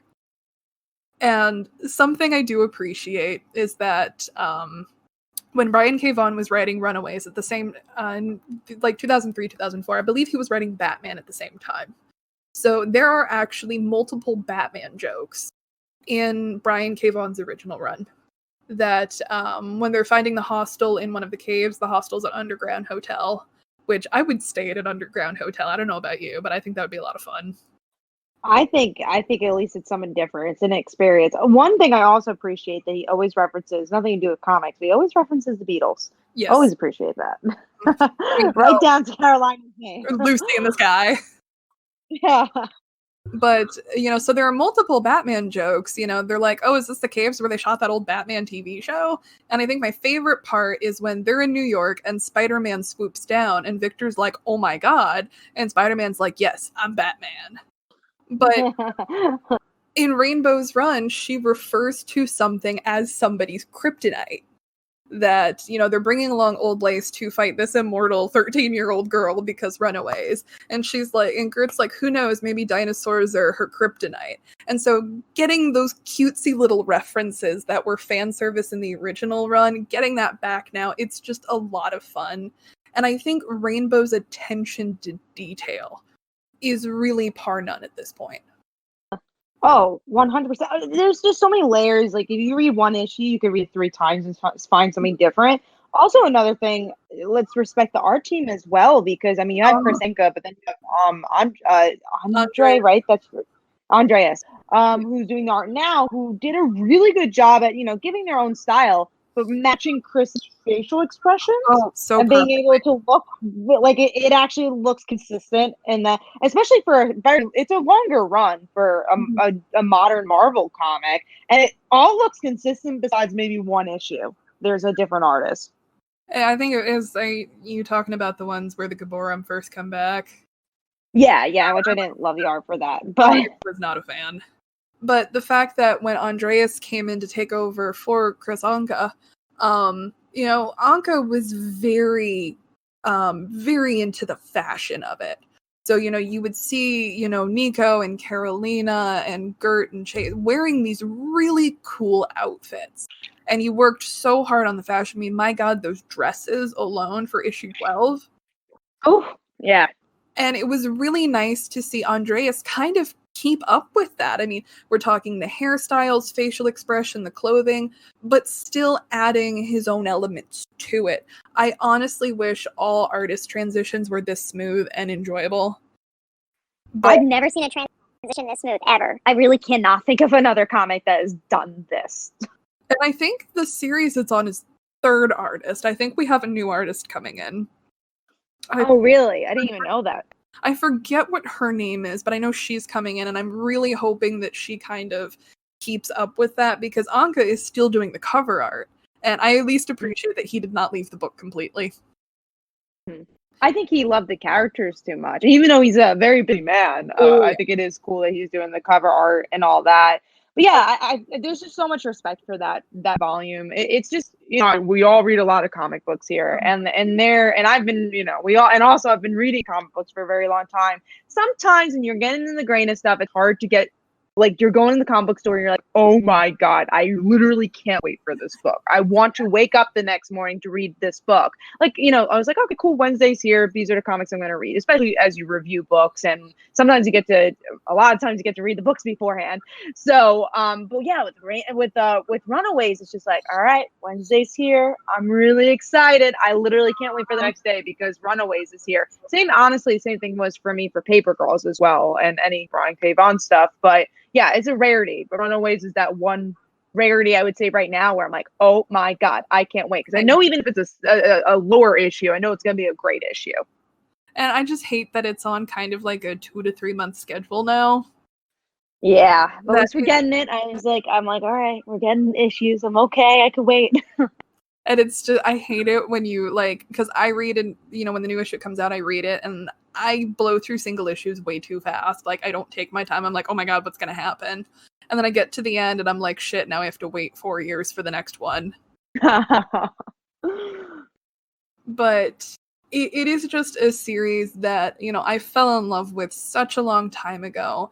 And it kind of goes off the rails a bit in later runs, like 2007 to 2009. The book just it goes way out there. And it's, you see a lot of teen drama stereotypes, and it gets a little weird. But it's really nice to see Rainbow's return to form. The way I like to describe it to people is that you can read all of Brian K. Vaughan stuff, the first 2 years of the original book, and then shifting to Rainbow, it's a seamless transition. Oh yeah, you really don't need to read the middle stuff. I mean, maybe you want to read like, oh, here's an issue of A-Force if you want to really get into Nico's story, or maybe you want to read the Avengers Academy issue where Carolina and Julie get together. You don't need it. My recommendation is avoid Avengers Arena at all cost, because that book causes me physical pain. And I would say you don't even need that book, like, to understand maybe the first issue, but not even. You just need to know that Nico loses her arm. Yeah. That's something that Rainbow has done that I didn't like, is I don't like that Nico lost her witch arm. Because, first of all, there's so few characters in comics that have, prosthetic limbs and can still be superheroes. I mean, I think the biggest one I can think of in Marvel is Karma, because she lost her leg during the Extinction event for the X-Men, and so she has this dope as hell, like, super fancy metal leg. And so I always thought that was really cool from the sense of, having a prosthetic arm. There's actually a scene in A-Force where Nico's trying to get a cup of coffee, and I think it's Misty Knight that she runs into, and they kind of have like a cool cybernetic arm moment. And so it's another like bit to her character, and granted it is in the plot, and I think Nico's really about to become the center focus of this book because she's pretty much going to be possessed at this point. Yeah, they've been skirting around that for a long time too. It hasn't been something that has been an issue. That's been 20 issues. My prediction with that is that that's gonna be where Carolina drops the "I love you," because that's the one thing they haven't done yet. And I honestly hadn't even noticed that. Yeah, they haven't done the whole "I love you" thing yet. And because Rainbow posted something during the hiatus during the pandemic, I think this was when Diamond wasn't shipping anything. She basically said, look, I really want to do this next arc because the character you want to come back comes back. You know, the characters you want to kiss. The characters you want to say I love you, say I love you. And I'm just kind of sitting here like, God, just give me this already. So I'm wondering. And that's really interesting if Zavin comes back and that's how it happens. Because then it's like you're also closing old wounds. And I really want kind of a reconciliation between Zavin and Carolina, because Zavin sacrificed their entire life to take Carolina's place. And I think Zavin genuinely was in love with Carolina, and that's part of what makes it so tragic is that Carolina wasn't in love with them. You know, Carolina wasn't in love with Julie, and I really kind of want to see Carolina be able to, like you said, close those wounds and make amends. No, I hope so. That'd be a great arc. And again, Rainbow will do beautifully, I'm sure. Do you mind indulging me for a moment? Yeah. You yourself are bisexual, right? Yeah. Yep, I am. So I just kind of have a general question, and this is, you know, I'm a lesbian, so, you know, it's not something I can fully speak to or fully understand, but I can look at it from an academic perspective because I'm sure you've noticed I'm a bit of a know-it-all. I try not to be too irritating about it, but something I have noticed with comics, and I think it's something that Runaways has handled very well, even with relation to Julie, is the unfortunate fact that bisexuality in comics has to be performative at times. That, you know, say like you have a character who is a bisexual woman, at some point in order to, oh God, I hate saying this, prove it, I'm using air quotes that you can't see, that at some point she has to be in a relationship with a woman because, you know, take the example of Wonder Woman, where Wonder Woman is bisexual. We have had the confirmation of this during the Rucka Rebirth run, but at no point in the main book have we seen her do anything with women. A lot of sapphic fans, I mean, I've seen lesbians, bisexual women, pansexual women, get very frustrated with that. So my question to you is that, do you think Runaways kind of handles that in a positive way? You know, addressing Nico's bisexuality. I think so because of the whole Victor stuff. I guess going into the root of what you were saying, I do agree. I think a lot of times comics feel like they have to do that to represent bisexuality, but honestly, there's an easier way to do it. You just talk about your bisexuality. It doesn't matter. Like that would be way too easy. That would be way too easy. Like, again, the reason I think Julie so far in the Marvel Universe, in my opinion, has been the best represented bisexual character. When she came out, she was allowed to say she's bisexual. That's A.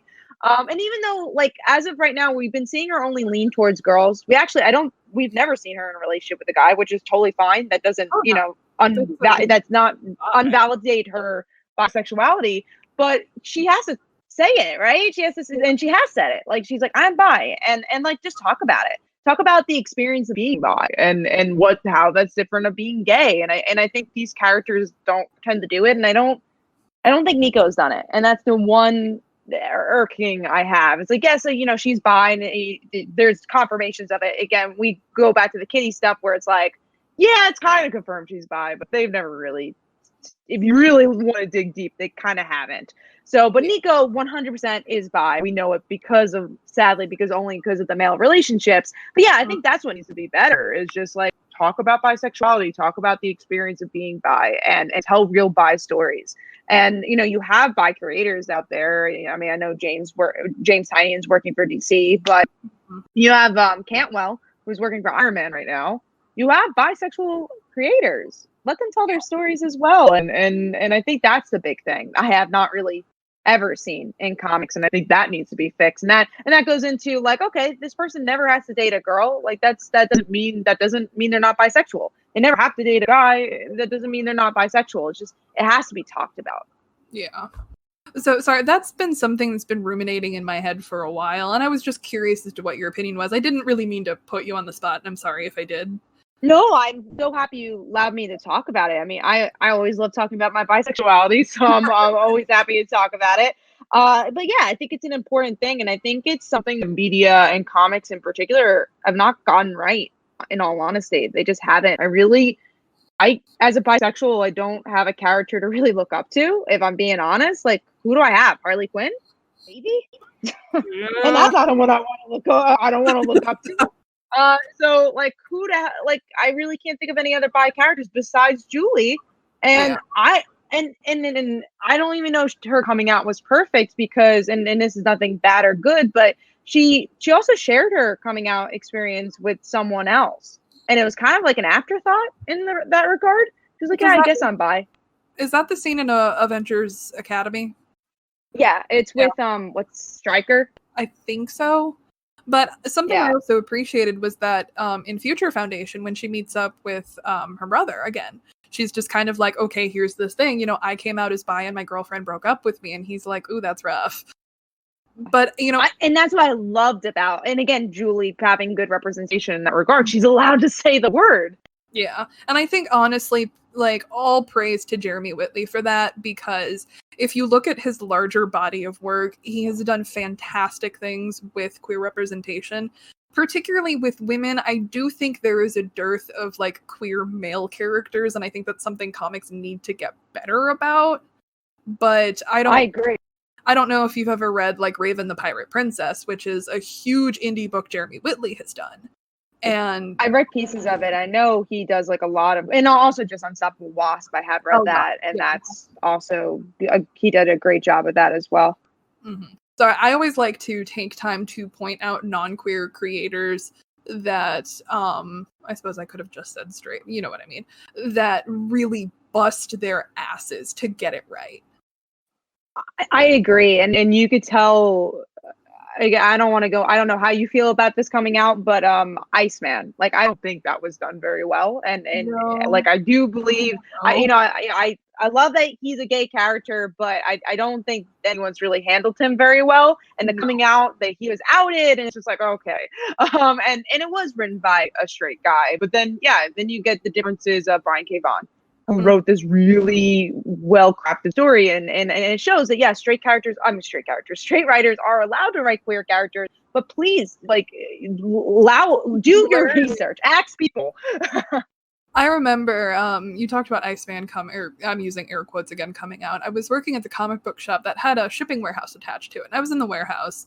And one of my coworkers, of course, we'd stop to like flip through the comics for a minute just because we were all giant nerds. One of my coworkers, he comes running up to me and he says, "You're going to be pissed about this." And I said, "What happened?" And he puts the issue down on the table in front of me, and I'm looking through it, and it's the scene where Jean's like, "Hey, guess what? You're gay." And oh my God, I just wanted to rip the book apart right then and there. Because, like, not only was that incredibly invasive, I was forcibly outed, so I get very angry when I see something like that because I know just how violating that feels. And, the fact that he hadn't even made his peace with it yet, that it is, like, I will forever be angry about that coming out. And, it breaks down to a personal opinion that I don't think Bobby makes sense as being gay. I think... I don't know if I think he does too, but I see why other people do. Yeah. Like, I respect why other people see him as gay and want him to be gay. But I've always seen Kitty as bi. Like, that's like, oh, that's always been there. Bobby, maybe because I just wasn't as big of a fan of his, so I didn't see it. But that doesn't mean, someone can't write it well. I think it would have worked better for me personally if he had been bisexual. I think, looking at his history, it would have made it a bit easier to kind of transition that, as opposed to, he's a gay man that just came out, we're talking adult Bobby at this point. He's a gay man who came out much later. And obviously those stories are very much important, where, you have later in life, gay people coming out. Maggie Sawyer. Look, Alan Scott And Maggie Sawyer being big examples of that, look, gay people can come out whenever. I just thought it was very sloppily handled. Yeah, and I think that's the big difference. And I'm always a believer that people can write different people's stories if, like I just said, if people do the research. If you're telling a queer story and you're not queer, find some queer people to make sure it's okay, and like this is an experience that they're going through.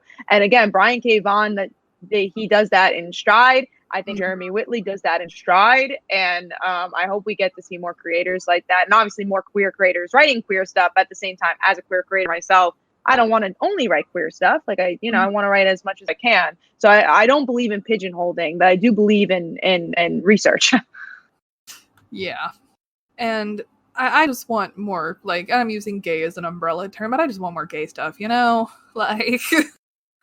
100%. I just feel like it's so interesting because I read like manga and stuff like that, and I'll read like webtoons and stuff. It kind of get my gay fill sometimes, and it's so interesting. Yeah, sometimes you have to wait like 3 months. Sometimes like, oh, all right, cool. I got one panel of that gay thing, that I've been waiting for. Yeah. But then I gotta wait another year to get that other gay thing. And if we had more actual gay comics, I think we're at a point in the industry that there's an audience. There's an audience for it.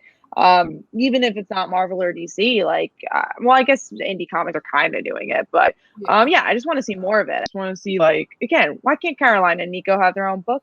I feel like it would sell. I would throw so much money at that book. Like, I don't care if I'm the only person buying. I will buy 1,000 copies if I have to.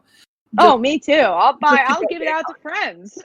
I'll be like, here, read Caroline and Nico, fall in love with them. And I think Marvel should give more chances to that. They do give chances to other books. Like, we're having a Reptile book coming out. I know, there's some hype in that one, which I'm happy we're getting some Latinx representation. And, that's a character, like, I don't think there's any fan base behind him, and he's getting his own mini series. So, give chances to these type of characters. And something that I think I appreciate about tying all of this back with Runaways, something I appreciate is that these are quality queer characters, because when it comes to queer representation, I do compare Marvel and DC very heavily. DC has a lot of fully three-dimensional queer characters, but we don't see them very often. I mean, we have Batwoman, we have Alan Scott, we have Midnighter. These are, hugely fully developed characters that, of very good quality. But we don't see them a lot. But when we do, they're there in full force. So we have, the quality versus quantity thing, that Marvel has a lot of queer side characters. And granted, those are important from a representation standpoint, but in very few books are the central characters queer themselves. It's usually a roommate or a best friend, or Zoe. Yeah. And I believe, the Hellcat book, that, she had a gay roommate. And there's always, these cutesy little side romances. So you have a lot of side characters, but so rarely are the central characters fully developed queer characters. They lean and just allowed to be gay. Yeah, and just allowed to do gay stuff. And they lean very heavily on Billy and Teddy. And I think Marvel kind of needs to expand that roster. We've had a little bit of it with Viv Vision in Champions and whatnot, but that was handled as well as it was going to be. But it never went anywhere. The whole Ironheart stuff happened, and it literally, I don't think it was ever touched upon again. Yeah, I agree. I think we need more main characters, and even I would even say if you have more of these supporting characters like Zoe, I do think G. Willow Wilson did a beautiful job of expanding that character as much as they could. But it's like, yeah, I want to see more from her. I want to see like them expand and become their own characters and become even more fully fleshed out. But I agree, like Billy and Teddy is not enough, and it's great. I mean, we're in a place where Teddy led an event at Marvel. That's awesome. Like, that's huge. And again, I go back to the whole pride stuff, right? And I do think DC's promised more pride from what I've been seeing in social media and with, just the promotion, that there's going to be a lot more pride stuff. And they have mini series that are expanding from it. So that's awesome. Thumbs up. But going to Marvel, I hope it's not just a one issue. I want to see more comics like that. And I don't care if other people don't want to see it. I don't care about your opinion. I want to see it. Like, there's a huge market for it, and I think the biggest thing is that, you know, we need to encourage people to buy those books. And again, I worked in a comic book shop, and I know how intense those pre-orders are, and Marvel looks at those numbers really close. They've canceled books before they've even released. Future Foundation. Angela, Queen of Hell was canceled before it even released. Black Panther and the Crew was canceled in pre-orders. So, like, I'm huge, like, you know, buy these books, support, you know, a local comic shop. They're mail order services. But, you know, that is a whole other rant aside. It is, and I think the summary of that rant is that I think the industry needs to look at numbers in maybe a different way, and I think that Marvel and DC, which DC has been adjusting to with the young adult graphic novels, they're trying to find a different market, and I think Marvel needs to tap into that. Picture the queer books we can get if Marvel tapped into the YA graphic novel market. It would be perfect. But we'd have Runaways all the time. Oh God, yes. I need that. I need more. But let's see, we've been at this for a while, so we should probably wrap it up. Are there any final thoughts that you want to add? Obviously, you want to plug your stuff again, just, you know, to make sure people remember. Yeah, go check out They Call Her a Dancer. Definitely go check that out. I guess I'll say this here just because I was talking about before. I'm also working on a bisexual, bi-visibility anthology. So if you enjoy that conversation, look forward to the next couple of months, because we're heavy in edits to get that out, which I'm super excited about, and show more representation for that. Hell yeah. So I'm looking forward to both of those projects. I really appreciate you coming on and sitting down and rambling with me. I had such a good time. I loved it. And it was exciting for me to actually get to talk about Runaways. That's not James going, that poor boy, I put him through so much. But you gotta get James to read it. Oh yeah. He's read the original stuff, but in terms of, like, I'm trying to pull him in deeper, and I'll break him one of these days. I hope you do. Well, thank you for joining me again, and thank you, listeners, for putting up with me rambling. I know I do it a lot, but do you have any final words, as James likes to do? No, I'm good. I'm perfectly good. Just thank you for having me, and again, I would love to come on again. Oh yeah, no, this was an absolute blast. So, as always, I'm going to say it for James, as always, support your local comic book shops, mail order services, whatever. Comics are in a bit of a trouble spot, so don't be afraid to investigate, find some cool indie books, find some really cool Kickstarter books, hint, hint. But, thank you for joining us, and we will see you next time.